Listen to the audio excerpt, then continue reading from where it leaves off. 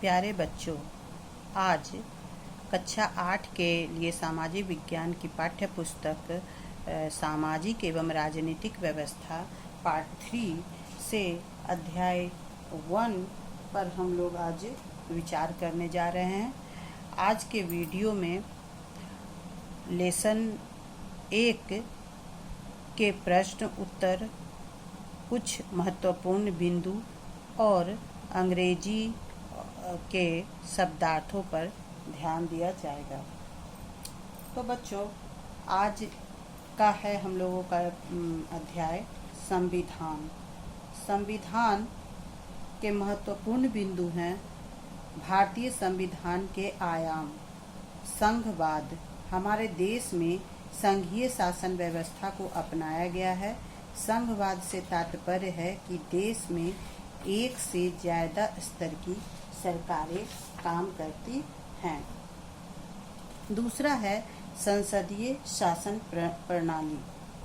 हमारे देश में संसदीय शासन पद्धति को अपनाया गया है। संसदीय शासन प्रणाली शासन की वह व्यवस्था है जिसमें व्यवस्थापिका तथा कार्यपालिका के बीच घनिष्ठ एवं सामंजस्यपूर्ण संबंध होता है।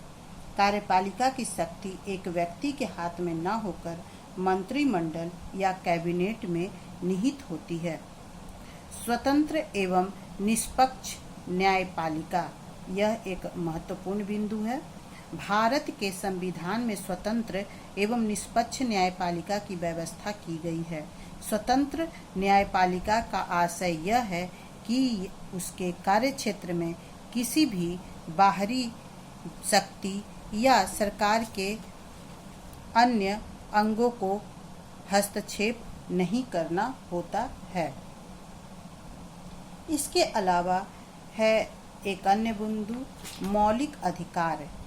अधिकार किसी भी मानव के सर्वांगीण विकास के लिए जरूरी है। भारत का संविधान यहाँ के लोगों को कुछ मौलिक अधिकार देता है, जो कि 6 हैं संख्या में। मौलिक अधिकार को संविधान की अंतरात्मा भी कहा जाता है।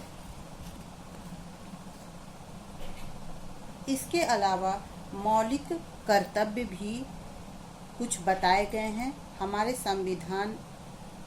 संविधान देश के नागरिकों से कुछ कर्तव्यों के पालन की उम्मीद करता है, जो देश की एकता एवं अखंडता को अक्षुण्ण रखने के लिए आवश्यक है।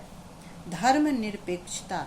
धर्मनिरपेक्षता का शाब्दिक अर्थ है धर्म के प्रति निरपेक्ष भाव का होना। भारत का संविधान भारत को एक धर्मनिरपेक्ष राज्य घोषित करता है, जिसका अर्थ है कि यहाँ के नागरिकों के साथ धर्म के आधार पर कोई भी भेदभाव नहीं किया जाएगा। अब हम लोग